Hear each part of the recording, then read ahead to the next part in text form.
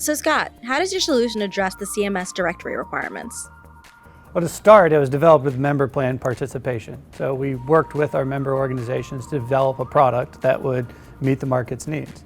And ultimately, the decision was to utilize CAQH ProView, which was already the industry standard for collecting provider data, and in most cases utilized by the plans and the providers that were subject to the regulations. Part of the idea was also to meet providers where they were. So instead of creating a new product to collect the same or similar information, we were just leveraging what was already in the marketplace and providers were already using. A lot of plans that we talk to try to boil the ocean when it comes to provider data. They're trying to get 100% of the data elements accurate. And ultimately, when you look at the CMS requirements or the CMS auditing activity, the vast majority of the issues are really around providers not practicing at a location.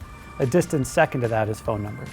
So by being able to capture plan location information and putting that in front of providers and having them respond to that information, we're actually getting timely and accurate information back from the providers.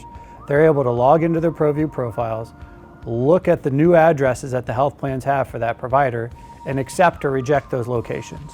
They're also able to identify whether or not they participate with a specific health plan at a location, and they even share what kind of behavior, what kind of activity is taking place at that location for that provider. And what we're seeing is this is reducing a lot of the burden on providers, the continuous outreach, the various methods for them to get that information back. So in turn, they're a lot more engaged and they're able to provide us that information that's useful for a multitude of health plans.